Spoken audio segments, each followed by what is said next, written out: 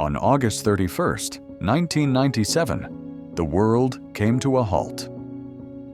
Princess Diana, the People's Princess, tragically lost her life at the age of just 36 in a car crash in Paris. The crash, attributed to a high-speed chase involving paparazzi, also claimed the lives of her companion, Dodi Fayed, and the driver, Henri Paul. Millions grieved across the globe as the news sent shockwaves through the public and royal circles alike. Diana, known for her charisma, compassion, and tireless humanitarian work, had not only captivated hearts, but also reshaped the public's perception of the British monarchy. For nearly 3 decades, the exact location and condition of her final resting place were shrouded in secrecy. Her tomb, located on a private island on the Althorpe Estate in Northamptonshire, England, remained inaccessible to the public. Many accepted the official explanation of her death as a tragic accident, but others were never satisfied. Conspiracy theories flourished over the years, with many wondering if there was more to the story than had been officially disclosed. Now, 27 years after her death, new light has been cast on the tragedy. Diana's tomb has been reopened in what has become one of the most talked about developments in recent royal history. The decision to revisit the grave was not taken lightly. Following months of private deliberations, an independent team of forensic scientists was authorized to reopen the tomb. This discreet yet monumental operation was triggered by long-standing questions about Diana's final moments and potential inconsistencies in the original investigation. It was also fueled by advancements in forensic science that offered new tools to re-examine the tragedy with unprecedented detail. Leading the investigation was Dr. Amelia Carver, a renowned forensic anthropologist known for her integrity and scientific rigor. Carver emphasized that the process was approached with immense care and respect, both for Diana's memory and the impact of the investigation. According to her, the goal was not to sensationalize the event, but to honor Diana by seeking clarity and closure regarding her final hours. Initially, the justification for reopening the tomb centered around subtle environmental changes that raised concerns about its preservation. However, those closest to the case suspected deeper motivations. Whispers emerged that the medical records from 1997 might have been altered or incomplete. Stories circulated about possible cover-ups, and the royal family's continued silence only added fuel to the speculation. Was there something hidden beneath the surface of the official story? Could the secrets buried with Diana offer insight into what really happened on that fateful night? As the tomb was carefully unsealed, investigators discovered far more than expected. The air was thick with tension and reverence as the stone entrance gave way to a lead-lined coffin that had withstood the test of time.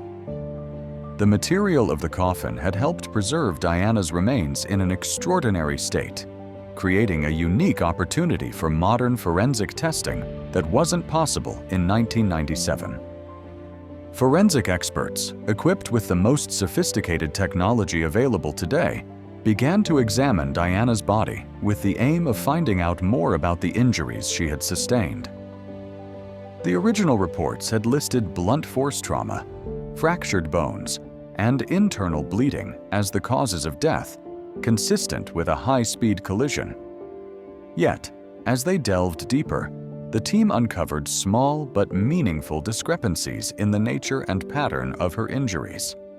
These discrepancies prompted renewed debate. Some of the wounds did not align with the expected outcomes of a crash of that nature, leading to further speculation. Had Diana received medical treatment after the crash that had not been fully documented? If so, what had been done, and why? More critically, could certain procedures have contributed to or hastened her death? Theories began to form suggesting the possibility of tampered evidence or medical manipulation in the hours after the crash. though whether it was due to incompetence, panic, or something more sinister remained unclear. Adding emotional weight to the investigation were personal items found with Diana's remains. Among them was a small jewelry box containing a yellowed, folded piece of paper. Handwritten by Diana herself, the note was filled with emotion. While its exact contents remain confidential, sources close to the investigation indicated that it revealed deep fears Diana had experienced in the final months of her life. The message hinted that she felt watched, threatened, and overwhelmed by forces she could not control. It was clear from her words that Diana had an almost prophetic sense of impending danger. The implications were haunting. Diana had long felt isolated and vulnerable, despite her global fame. She had often spoken to friends about being the target of surveillance and manipulation. The note gave credence to the idea that she may have anticipated a tragic outcome, and it cast a chilling shadow over the official narrative. More symbolic and intimate items accompanied the note. A gold locket holding pictures of her two sons, Princes William and Harry, was discovered nestled in her hands, an everlasting reminder of her love for her children and her desire to protect them from the world she had struggled to navigate. Her maternal bond remained central even in death, highlighting how fiercely she had loved them amid the chaos of royal life. Also found was a small crystal charm inscribed with the words, "Always believe." It may have seemed like a simple token, but to those familiar with Diana's journey, it carried profound significance. This charm symbolized the optimism and inner strength that Diana clung to, even when the world seemed to be collapsing around her. In a life marked by turmoil, scrutiny, and betrayal, this mantra was her armor. Perhaps the most startling discovery, however, was a previously undiagnosed medical condition revealed through tissue analysis. While the specifics of the condition have not been disclosed, experts speculated it may have played a role in her rapid physical decline after the crash. The condition, if known earlier, could possibly have been treated or managed, raising yet another painful "what if" in an already tragic story. In addition to biological evidence, the forensic team noticed that certain items within the coffin appeared to have been deliberately rearranged.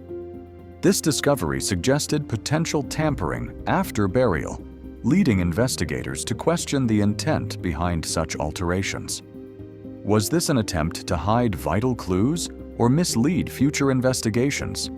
If so, who had access, and what were they trying to conceal? This revelation has reignited conspiracy theories that have swirled for decades. Some claim Diana's death was not an accident, but the result of a carefully orchestrated plot. Fueling this idea are long-standing rumors that she posed a threat to powerful institutions through her independence and popularity. While such theories have often been dismissed as far-fetched, the recent findings, especially the emotional contents of the note and the irregularities in the physical evidence, have breathed new life into these suspicions. That said, the investigation has also managed to debunk some of the more sensational theories that have persisted over the years. For example, rumors that Diana was pregnant at the time of her death have been conclusively refuted by forensic analysis. No signs of pregnancy were found, and individuals close to Diana at the time have also affirmed that such claims are untrue. Similarly, the examination found no evidence of toxins or foul play in her bloodstream, ruling out the idea that she had been deliberately poisoned or drugged. Still, these debunked theories have done little to calm public curiosity. The royal family's silence on the matter has been criticized by many. Buckingham Palace issued a brief, carefully worded statement affirming that the investigation had been conducted respectfully and with the proper scientific procedures. However, they declined to address the specific findings. the lack of transparency only heightened suspicion among those already inclined to believe in a cover-up. The monarchy's deliberate distance from the investigation is telling. For years, the institution has struggled to balance public demand for openness with its traditions of discretion and control. Diana, even in death, continues to challenge that balance. She was a figure who symbolized vulnerability and defiance, a royal who chose empathy over protocol and connection over conformity. Regardless of where the truth ultimately lies, Diana's impact remains immeasurable. Through her humanitarian work, she brought global attention to issues like HIV/AIDS awareness and landmine eradication. She changed the way the royal family interacted with the public and carved a legacy built on compassion, vulnerability, and strength. Her authenticity resonated deeply, transcending titles and traditions. The reopening of her tomb and the discoveries within it do not merely offer answers about her death.